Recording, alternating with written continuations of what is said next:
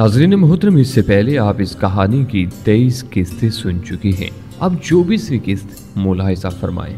सुदर्शना, तुमने क्या हिस्ट्री फैला रखी है। घर में सब परेशान हैं। हमें फौरन कॉल बैक करके उन्हें समझाना चाहिए कि तुम खैरियत से हो और मैं भी। कमरे में पहुंचते ही उसने कुर्सी पर गिरते हुए कहा, राज भैया मैं आपको बताती हूँ। असल बात ये क्या बताएगी, वो बास्टर्ड है ना मेजर शर्मा उल्लू का पट्टा, वो इसकी जान को आ गया है। कर्नल जोशी एक्सीडेंट में मारे जा चुके हैं। अब हमारी कमांड उसी के पास है और बैड लक के सुदर्शना के 5 एजेंट भी पाकिस्तान जाते ही पकड़े गए। इस वाक़े को मेजर शर्मा उल्टे सीधे रंग देने की कोशिश कर रहा है, जिसकी वजह से ये ख्वामुखा डर रही है। मैं हूं ना, इस साले की क्या मजाल जो इसकी तरफ आंख उठाकर भी देखे। कर्नल साहब मारे गए, वरना मैं इसे आटे दाल का भाव बता देती। उर्मिला ने, जो मेजर शर्मा पर काफी गर्म दिखाई दे रही थी, गुस्से से कहा। सलीम को अब उसकी परेशानी की वजह अच्छी तरह समझ आ गई थी। वो जान गया था कि आज तक मेजर शर्मा उसकी आबरू रेजी नहीं कर सका। हालांकि इस ग्रुप की किसी भी लड़की के लिए उसका एक इशारा ही काफी था। और अब कर्नल की मौत के बाद जब वो इनका इंचार्ज भी हो गया था, तो उसके लिए अपनी दरेना हवस पूरी करने का बेहतरीन मौका हाथ आया था। सलीम को इल्म था कि राह और भारतीय आर्मी के कुछ बिगड़े हुए नौजवान अफसरान मगरब की पैदा करदा जिनसी बीमारियों के शिकार हैं। खसूसन ये लोग किसी भी लड़की को बेबस करके अपनी खास हिस्स को तस्कीन दिया करते थे। और भारतीय अखबारात में आए रोज भारतीय सियासतदानों से पुलिस और आर्मी ऑफिसर्स तक के ऐसे ग्रुपों के काले करतूत मंजर आम पर आते ही रहते थे, जो पहले लड़कियों को अपने जाल में फंसाते, फिर इनकी नंगी तस्वीरें और ब्लू फिल्में बनाकर सारी जिंदगी इनकी बेबसी को ब्लैकमेल किया करते थे। ये इस मुआशरे की अब एक रीत सी बनकर रह गई थी। ऐसे मुतअद्दिद केस मंजरेआम पर आए थे, लेकिन ये अलग बात है कि आज तक किसी मुल्जिम के खिलाफ जुर्म साबित नहीं हुआ था, क्योंकि लोगों के हाथ बड़े लंबे होते थे और कोई लड़की इनके खिलाफ गवाही की जुर्रत नहीं कर सकती थी। कहीं सुदर्शना भी किसी ऐसे ही एडवेंचर पसंद नौजवान ऑफिसर की नजरों में तो नहीं आ गई और वो लोग मेजर शर्मा के जरिए इस पर मुख्तलिफ नफ्सियाती हरबे आजमा कर इसे ब्लैकमेल कर रहे हों। उसके जेर तरबियत 5 एजेंटों की पाकिस्तान में गिरफ्तारी गो के मामूल के बाद थी, लेकिन अगर शर्मा चाहता तो इस इशू पर इसका सारी जिंदगी का रिमांड हासिल कर सकता था। इसके खिलाफ कुछ भी मुमकिन था। व्हाइट फ्लावर के लिए अपनी जिंदगी में इस नोयत का यह पहला तजुर्बा था। उसकी तरबियत के मुताबिक तो उसे इस खेल में कुछ लेना देना नहीं था, लेकिन सलीम की गैरत ने सुदर्शना को खुसूसन इस मरहले पर छोड़कर भागना गवारा न किया, जबकि वो इसके सहारे की वाकई मोहताज थी। और खुद सलीम ने इसका सहारा लेकर अपना अब तक का खेल कामयाबी से खेला था। इसने सुदर्शना को बचाने के लिए आखिरी हद तक चले जाने का फैसला कर लिया था, लेकिन उर्मिला इस खेल में कहां से आ गई। उसके ज़हन में अचानक ही एक तजस्सुस कुलबलाया। ओह, तो ये बात है, इसे मेजर शर्मा ही ने इसके साथ चिपकाया होगा ताकि जवाबी इकदाम और सलीम की असलियत से आगाह होता रहे।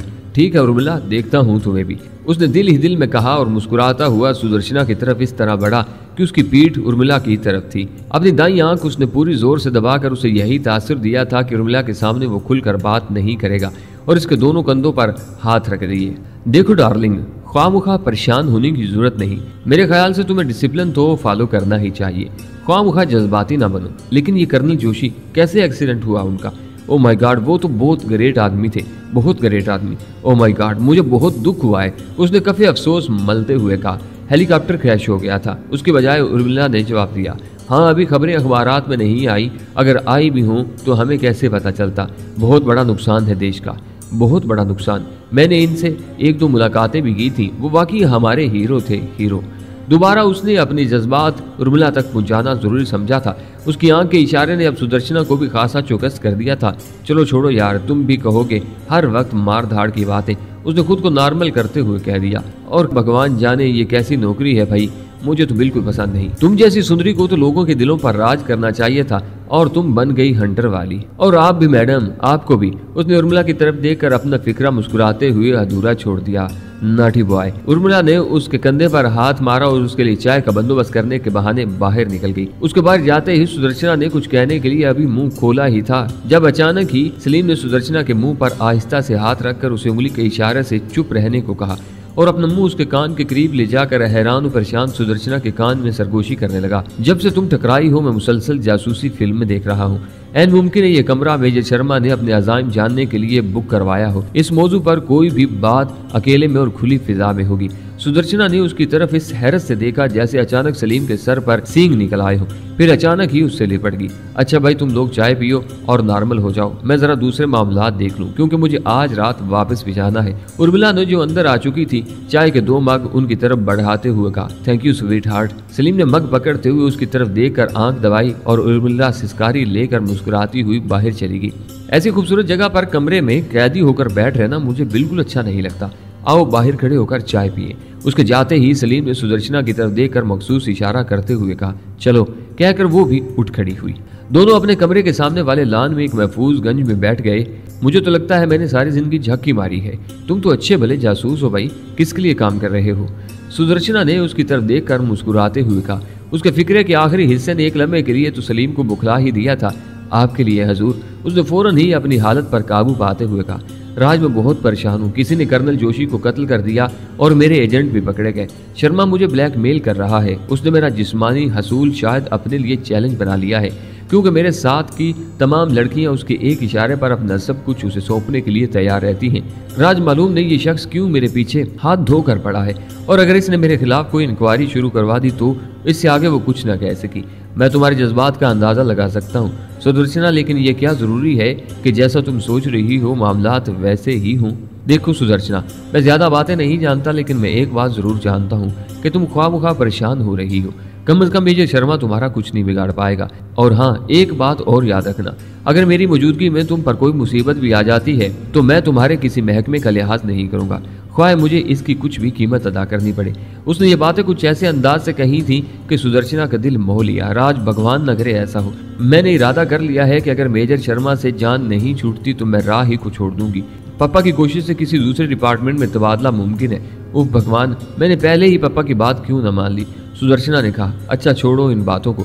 मैं अपने तजुर्बे और अपनी देखी हुई फिल्मों की बुनियाद पर यह बात कह रहा हूँ कि ये लड़की उर्मिला तुमसे मुखलिस नहीं है और जरूर किसी खास मकसद से तुम्हारे साथ लगी हुई है। यहाँ फिर इसे लगाया गया है। यहाँ सबसे होशियार रहना, अपने कमरे में भी इस मौजू पर गुफ्तगू से बिल्कुल एहतजाज बरतना। अच्छा अब आओ चलें, हम सबसे पहले दिल्ली फोन करके उन्हें मुतमिन कर दें। अंकल और आंटी बहुत परेशान हो रहेंगे। मैंने उन्हें जम्मू से फोन किया था, लेकिन जब तक तुम्हारी आवाज नहीं सुनाई देती उन्हें यकीन नहीं आएगा, सलीम ने कहा। दोनों उठकर अपने कमरे में आ गए। सुदर्शना ने दिल्ली फोन करके अपने वालिदैन से सलीम की दरख्वास्त पर नॉर्मल लहजे में बात की और उन्हें बताया था कि उसने सिर्फ राज को यहाँ बुलाने के लिए सारा ड्रामा किया था। हद तेरी की। लाला द्वारका दास ने दूसरी तरफ से हंसते हुए कहा, बेटी वो कहीं भागा तो नहीं जा रहा था, वापस आ ले, बाकायदा तेरा मंगेतर बना दूंगी। भगवान के लिए आइंदा हमें न डराना, मेरा दिल तो पहले ही बड़ा नाजुक है, मिसेस द्वारका दास ने कहा। फोन बंद करके उन्होंने टीवी लगा लिया था और अब गैर मुल्की नशरियात देख रहे थे। सर चिड़िया फंसी हुई है, उड़ नहीं सकती, आपसे बचकर जा नहीं सकती, और वो जो हरकुलिस उसने अपनी मदद के लिए बुलाया है वो तो बड़ा ही बुज़दिल है। मैं तो कहती हूँ आज ही उठा लीजिए साली को, बड़ी गैरत वाली बनती है। इस 2 टुके के लोंडे से यूं लिपट रही थी जैसे इसका खसम हो। यहाँ बड़ी पाक साफ बनती है। उर्मिला ने मेजर शर्मा के लिए पैग तैयार करते हुए कहा। वो पहाड़ी से उतरकर मामूल के मुताबिक नीचे पार्किंग एरिया में आई थी, जहाँ से एक जीप उसे यहाँ से करीबन 1.5-2 फरलांग दूर एक ऐसी पहाड़ी के दामन में बने छोटे से किला नुमा मकान में ले आई थी। ये राह का सेफ हाउस था। मेजर शर्मा यहाँ सुबह से मौजूद था। ये अलग बात के कागजात में वो दिल्ली में ड्यूटी दे रहा था। यूं तो वो अमूमन ऐसा ही तर्ज अमल अपनाया करते थे और अपनी नकलो हरकत राह के हर आला अफसर को अपने साथियों से पोशीदा रखने की हदायत की जाती थी। लेकिन आज तो वो बतौर खास जिस मिशन पर आया था उसके बाद उसने अपने करीबी साथियों को भी इसकी खबर कानों कान नहीं होने दी थी। कर्नल जोशी की पुरानी दाश्ता इंस्पेक्टर उर्मिला को उसने शुरू ही से सुदर्शना के साथ चिपका दिया था ताकि उसके अज़ाइम से बर वक्त आगाही मिलती रहे। उसने उर्मिला के जरिए सुदर्शना के दिमाग में यह ख्याल डाला था कि अपने मंगेतर को यहाँ बुला ले। ये शख्स जिसका तारुफ उसने अपने मंगेतर की हैसियत से करवाया था पहले रोज ही शर्मा को खटकने लगा था। जाने कमबख्त कहाँ से कबाब में हड्डी बनने के लिए चलाया था। उसे तो मजा ही ऐसे शिकार का आता था जो मेहनत करने के बाद हाथ लगे। उर्मिला जैसी लड़कियों को जो इशारा पाते ही पके हुए फल की तरह उसकी झोली में आ गिर जाती थी उसने कभी पसंद नहीं किया था। अब वो सुदर्शना का शिकार खेलने जा रहा था, लेकिन इस मर्तबा उसने ड्रामे को हकीकत का रूप देने का बड़ा अच्छा बंदोबस्त किया था।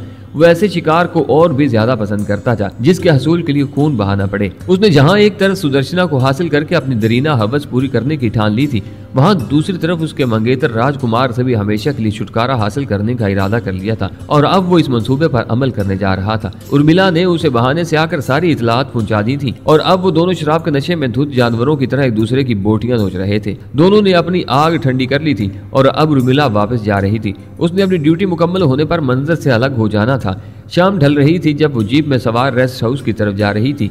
थोड़ी देर बाद वो सुदर्शना और सलीम के पास मौजूद थी। अच्छा हनी, तुम लोग एंजॉय करो, अब मेरा यहाँ रहना कबाब में हड्डी बनने के सिवा और कुछ नहीं कहलाएगा। मैं तो चली, मैंने रात वाली बस में सीट ले ली है, अब दिल्ली में मुलाकात होगी। Okay bye bye. उसने दोनों के रस्मन रोकने को नजरअंदाज करते हुए रवानगी से पहले बारी बारी गर्मजोशी से सुदर्शना और सलीम का अलविदाई बोसा भी ले लिया था। दोनों उसे नीचे तक छोड़ कर आए थे जहाँ से वो आर्मी की एक जीप में चली गई थी। दोनों वापस आकर दोबारा टीवी के सामने बैठ गए। सलीम ने रात का खाना जल्दी खाकर सो जाने का इरादा किया था। उसने सुदर्शना को एक और रोज मजीद यहाँ कयाम करने के बाद दिल्ली वापस लौट जाने के लिए राजी कर लिया था। दोनों थोड़ी देर बाद गहरी नींद सो गए थे।